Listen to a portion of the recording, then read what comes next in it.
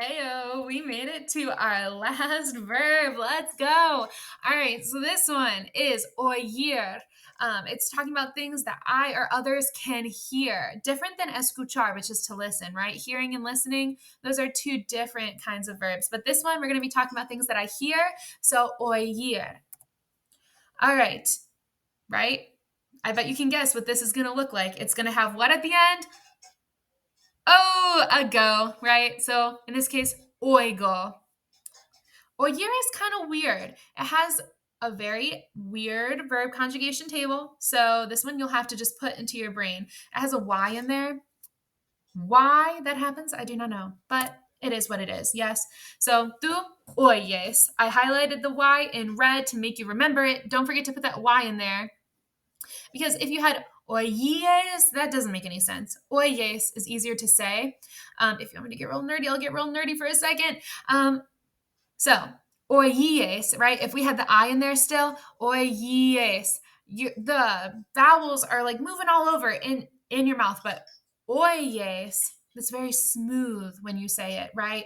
So, in Spanish, sometimes we change the spelling of things to make it easier to pronounce.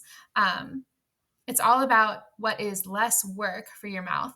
And that's Phonetics 101. If you're interested in linguistics, hit me up because we will talk about that more. But if this does not interest you, then you don't have to ask me more about it. Anyway, moving on. So he or she hears is oye. Now, just like venir, which was kind of irregular, right? This one is irregular too, but only in the tú form, the el, ea, usted form, and the eos, eas, ustedes form. So the nosotros form is untouched, and we have just oímos. Don't forget that accent on the I, though. I highlighted it so you don't forget. And lastly, oyen, with a Y. They hear, right? So again, we have yo oigo. That follows our yogo rule. Then tú oyes, you hear. Él oye, he hears. Nosotros oímos, we hear. And ellos oyen, they hear. So remember to put the Y in the tú form, the he, she form, and the they form. Por favor. And let's look at some ejemplos. So what we got here, we have yo oigo la campana, which means I hear the bell. ¿Oyes eso? So who am I asking? Oyes, I'm asking you.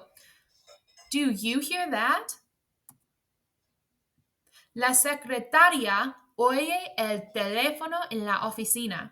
Now this one, I try to give you words that you might be able to guess. What is la secretaria? The secretary, right? Oye, so who hears it? Well, the secretary hears it, and she is one person. So if you're one person, you use the he, she form, right? Or oye. So, la secretaria oye el teléfono. We know teléfono, right? The telephone en la oficina. Oficina is another word for office.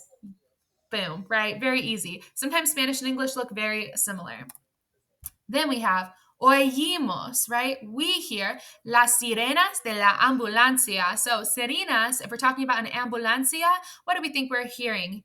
Sirens, right? So, we hear the ambulance sirens. And then the last one that we have, ellos oyen, they hear la música de la banda. Banda is what? It's band with an A at the end, right? So we can guess it means band. So they hear the band music. All right. Hopefully that makes some sense to you. I know that one is the hardest verb, but these are some that you just have to commit to memory.